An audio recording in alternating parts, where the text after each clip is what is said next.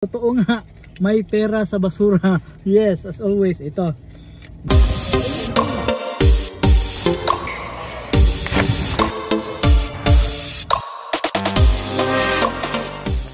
Hello, what's up guys? Ayan, hey, aloha. Hola, diba Spanish na. So, for today's video guys, at atong buhaton is magpatimbang tag mga lata o plastic bottle. So muna itong buhaton karon ha. So join me guys. Let's go.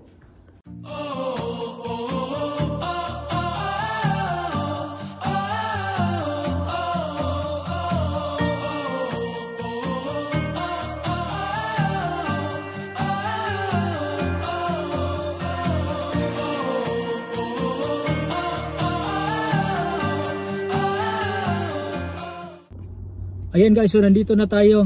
First time ko dito kaya hindi ko alam. So magtatanong muna tayo kung ano paano yung proseso dito. Let's go. So ganito pala yung ginagawa nila dito.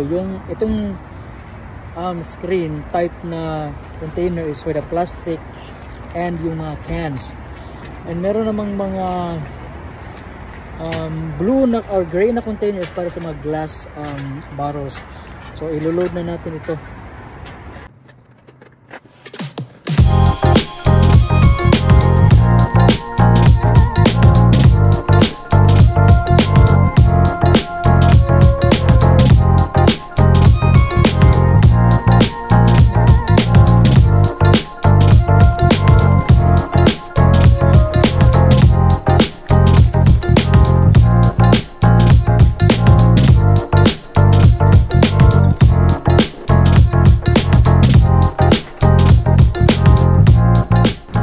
Ayan, isang puno at saka ito konti lang.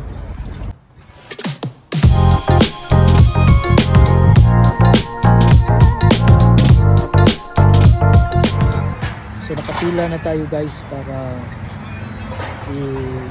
timbangin nila ito. Mag-aantay na lang tayo. Alright, so guys, yan, totoo nga, may pera sa basura. Yes, as always, ito. Meron tayo at least kita sa ating inipon na mga plastic bottles and cans. So kayo dyan, mag-ipon-ipon kayo ng mga plastic bag. Wag nyo itapon kasi pakikinabangan talaga yan.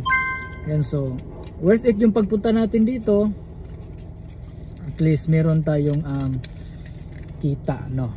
So yan, naghawak tayo ng mga marurumi. So mag-sanitize tayo. Sanitize. Yep. And so mag-i-imbak na naman tayo ng mga plastic bottles para meron tayong gagawing pera sa susunod na mga ilang buwan. Ayan, so that's it for today guys, and salamat sa pagsama, and hope you have a good day everyone, and I'll see you in my next video. Bye bye, love you.